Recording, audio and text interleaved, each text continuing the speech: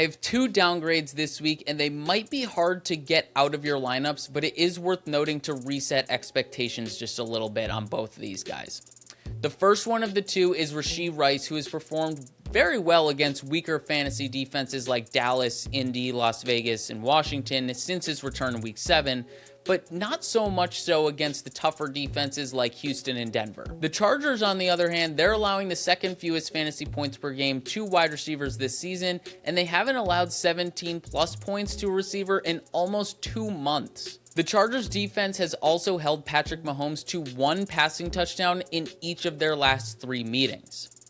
Additionally, we've started to see a bit of a trend with Rice as he's tallied 5 drops since his return in Week 7, which is tied for the most in the NFL over that span. The Chargers have made it very tough on opposing pass catchers all season as they've forced the second lowest catch rate over expectation to wide receivers at negative 5.9%. And lastly, Rice's main weapon is his ability to create after the catch. He's averaged 8.4 yak per reception this season, which is 4th most among wide receivers since his return in Week 7. However, the Chargers have improved in this area against wide receivers recently, getting their yak per reception number down to 4.1 over the last month, which falls just under the league average.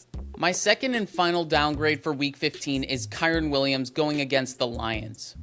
Kyren's workload has been on the decline as of late, averaging 13.5 touches per game over the last month after almost 19 touches per game in weeks 1 through 10. Blake Corum has been a thorn in the side of Kyren Williams' fantasy managers over the last few weeks.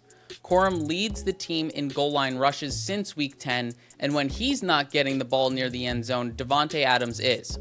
Adams has 9 touchdown catches inside the 5-yard line, a single-season NFL record. On the other side of the ball, the Lions have allowed the fewest fantasy points per game to running backs, and they've not allowed a top 10 running back this season. Detroit has allowed 17-plus points to one running back, and that was Quinshon Judkins all the way back in Week 4.